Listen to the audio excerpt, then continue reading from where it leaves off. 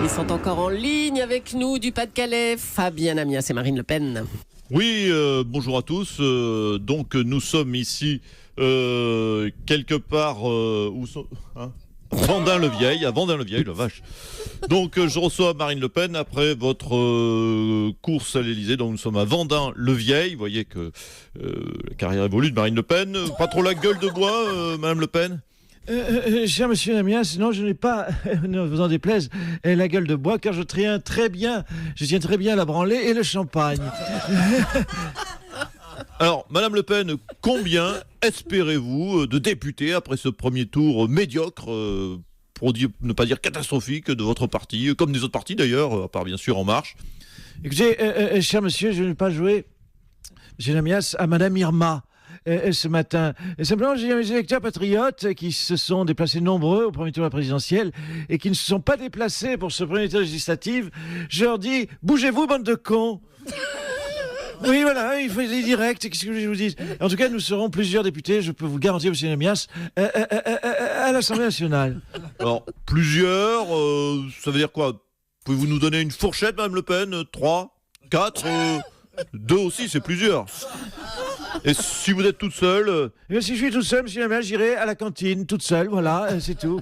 Alors, la sortie de l'euro a un peu déstabilisé votre électorat. Est-ce que cette sortie de l'euro, on se rend compte qu'aujourd'hui, elle n'est plus trop au programme du Front National? Non, effectivement, la sortie de l'euro, nous l'avons constaté, était anxiogène pour nos électeurs. Non, la sortie de l'euro n'est pas au programme. Néanmoins, la sortie de Florent Philippot, c'est pour bientôt. Alors, ici, voilà, merci Madame Le Pen. Ici, Vendin-le-Vieil. Je vais essayer de rentrer sur Paris. Je ne sais pas trop comment, parce que autant vous dire qu'il n'y a pas de train, pas d'aéroport, pas de taxi, pas de bus. Je vais peut-être rentrer en stop. Et oui, Allez, même pas, je tiens à le signaler, même pas un bus Macron. Encore une promesse non tenue. À vous, Julie. Merci à tous les deux. Allez, c'est Marc-Olivier Fogiel qu'on va retrouver maintenant. Bonjour Marco. Oui, bonjour à tous, Julie, les Thomas, les Natacha, les Lolo, les Raphaël, les Louise. Pardon, excusez-moi, ça vous dérange si j'accroche un panneau? Un panneau, mais quel panneau? Là, le panneau, attends, voilà, à vendre. Voilà. À vendre. Vous êtes bah si, vous êtes au compte, vous êtes à vendre. L'immeuble. Enfin non, pas vous perso, l'immeuble. Oui, l'immeuble. C'est vrai que notre siège historique de la rue François 1er est à vendre. Eh oui, pour la somme très raisonnable, chers auditeurs, de 300 millions d'euros. Quelqu'un dans le studio veut faire une offre peut-être? Non, c'est dommage parce que vous avez un droit de préemption. Hein. En plus, je crois que c'est négociable. Une offre à 298 millions peut passer. Hein. Alors? Non, toujours pas? Non. Bon, je dois quand même vous dire qu'il y a des travaux à prévoir. Voilà, en fait, il faut tout casser. Alors attention tout de même au mur porteur qu'on ne peut pas toucher et à Julie, qui a été construite avec l'immeuble. Non, on ne peut pas l'enlever sinon tout s'effondre. Un joli compliment. Merci Marc-Olivier. Je vous embrasse. On écoute vos titres peut-être? Allez, c'est parti pour les titres. Monsieur Louz, oui, Monsieur Louz, qui est-il? C'est Benoît Hamon qui soutient la candidate de la France Insoumise face à Manuel Valls. Bon, bah, écoutez, c'est une bonne nouvelle donc pour Manuel Valls. Si Benoît Hamon ne la soutient pas, ça veut dire que Manu va gagner. Au moins, avec Hamon, c'est simple. Où qu'il soit, c'est le camp d'en face qui l'emporte. Monsieur Louz rend aussi loose que Monsieur Louz perd tout le temps. Elle ne lâche rien. Ségolène Royal a déclaré qu'elle allait continuer à mettre ses compétences sur le climat au service de ce gouvernement. Elle a immédiatement donc été contactée par Emmanuel Macron pour installer des ampoules basse consommation dans les bureaux. Écoutez, c'est un job comme un autre, hein, puis il faut occuper nos anciens de toute façon. Voilà, Recadrage, oui, il n'y a pas de chute, pardonnez-moi. Recadrage, Édouard Philippe a recadré François Bayrou après ses pressions sur un journaliste de Radio France. Alors attention, c'est pas la première fois qu'un homme politique appelle une radio. Souvenez-vous, Dominique Strauss-Kahn appelait souvent Brigitte Lahaie sur RMC. Hein. Et puis, question existentielle, la question de l'existence du diable agite l'Église catholique. Bon, écoutez, c'est pas con, parce que c'est vrai que si Dieu existe, le diable existe aussi, du coup. Mais ils viennent seulement d'y penser, c'est fou ça. Alors, deuxième question importante qui agite l'Église, l'existence ou non du Parti socialiste. Certains l'auraient vu lors des dernières législatives, mais ça ne serait qu'une rumeur. En tout cas, une chose est sûre, contrairement à Jésus, le socialiste, lui, ne marche pas sur l'eau, il coule. Et même très vite. Allez, oui, c'est bon. Merci Marc-Olivier. À bientôt. François Bayrou, je vous le disais, a été recadré par Édouard Philippe à la suite de son coup de fil à France Inter.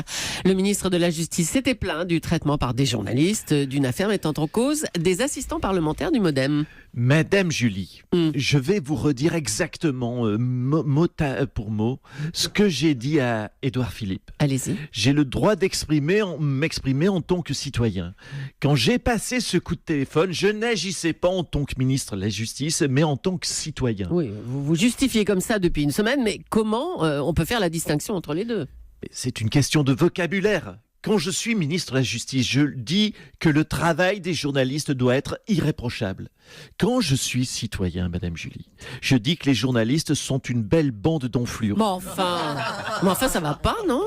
Excusez-moi, mais là, c'est le citoyen qui s'est exprimé. Non, bravo. Bon, écoutez, alors, je vous repasse le ministre de la Justice. S'il vous plaît, oui.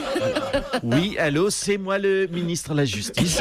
Alors, que répondez-vous à Édouard Philippe qui maintient que ce distinguo n'est pas possible ? Le ministre garde des Sceaux que je suis respecte son Premier ministre. Néanmoins, en tant que citoyen, je lui propose d'aller se faire mettre. Non mais enfin, mais c'est fini. Non. Arrêtez, Mais s'il vous écoute, plaît. et ce n'est pas de ma faute, c'est comme ça que parlent les citoyens. Bon, alors je vous repasse le ministre. Monsieur le ministre. Oui, bonjour, je suis le ministre. J'assure Édouard Philippe de mon plus total respect. À ce grand con. Mais monsieur Bayrou. Oui, allez. mais c'est encore le citoyen qui a repris la parole. Excusez-le, il n'est pas encore tout à fait adapté au protocole médiatique. On va dire ça. Eh bien, au revoir, monsieur le ministre. Au revoir aux citoyens aussi. Oui. Vous êtes deux, hein, c'est ça. Si j'ai bien Salut, compris. connasse. Pardon, au revoir, madame la Voilà. Oh, le journaliste. cri du cœur du citoyen, bravo. Hein. Allez, Ségolène Royal a défloré les divisions au sein du PS qui ont conduit à ce score historiquement bas aux législatives. Bonjour, madame Royal. Oui, Alors, bonjour. Bonjour, vous pourriez aider le PS au rassemblement, vous ? Oui. Non.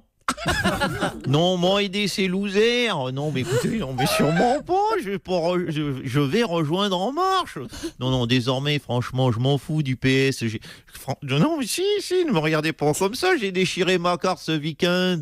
Enfin, en ce congé de fin de semaine, monsieur Cabrol, je l'ai passé au mixeur. Au mixeur à Moussy. À Moussy, Moussy, oui. Ben, je ne parle pas anglais comme monsieur Macron. Voilà, et donc j'en avais assez des divisions. Du coup, j'ai décidé de me borer. Mes mères, mais les voiles. Alors, depuis son élection, on suit le parcours sans faute d'Emmanuel Macron. C'est aussi votre avis ? Oui. En plus, ça, c'est un sans faute de la part d'Emmanuel qui a pris, vous l'avez remarqué, son gros Falcon. Pour aller au Touquet ce dimanche et qui est revenu avec son gros hélico. Oui, écoutez, il en a plus rien à branler de l'écologie, le gamin. Il s'en fout, il a mis Hulot en déco à mon ministère, ça lui donne le droit de faire n'importe nawak. Alors, cette semaine, dans sa revue de presse, Natacha Polony nous a parlé des bébés cachalots nés en Méditerranée et contaminés par les composés chimiques. Ah oui. Ah merde. Ah oui. Donc ça veut dire qu'ils sont mieux finalement en piscine qu'en pleine mer. Oui. Ah bah tiens, C'est ballot, moi qui voulais fermer les Marineland. Bon, mais alors tant pis, du coup, machine arrière. Du coup, on vire les crevettes que j'avais mis à leur place et on remet des poiscailles en piscine. Quelle histoire. Au revoir, Ségolène Royal. Je peux pas rester parce que je n'ai pas trop d'endroits où aller. Oui, vous pouvez rester. On va vous offrir un café. C'est gentil. Merci. Allez, Jean-Jacques Bourdin a, comme on dit, pété les plombs hier en direct sur RMC, exaspéré par les pages de pub qui se multipliaient. Il a menacé de quitter RMC à la rentrée. On va voir si ça va mieux aujourd'hui. Bonjour, c'est Jean-Jacques Bourdin. Bienvenue sur RMC, Radio Matraquage de Cochonneau. Oui, car on n'en peut plus de la publicité. Il y en a marre, il y a un moment donné, il faut le dire, il y en a marre, c'en est trop. Et quand c'est trop picot. Merde, qui c'est? Quel est le con qui a écrit ce texte encore? C'est encore la régie pub, c'est ça? Véranda Kena. Oh non, pardonnez-moi, cher Jean-Jacques Nain, je souffre du syndrome Gilles de la pubette. Je crie tout le temps Véranda Kena, la reine des vérandas. Ta gueule, Stéphane Bern, allez tout de suite pour réagir à mon départ d'RMC. Je vais prendre un auditeur, oui, parce que c'est eux qui m'ont fait, et c'est à eux que je rends la parole. C'est René la taupe. Ah non, pardon, c'est René le taxi, excusez-moi. Ouais, salut Jacques. Bonjour. Oh putain, Jacques. Qu'est-ce que tu branles là? Tu vas partir Quoi? des RMC? Oh, mais attends. Déjà, le FN qui perd les législatives, maintenant c'est toi qui veux te barrer. Oh, c'est une semaine noire pour RMC. Oh. C'est une semaine noire pour RMC. C'est vrai que je pourrais partir, René. Je suis en pleine réflexion. Il y a une place qui se libère sur France Inter à la place de Patrick Cohen. Pourquoi pas?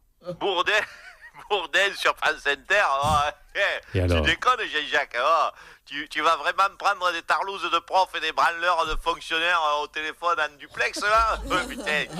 Tu es fada ou quoi? Oh, réveille-toi, Jacques. Oh.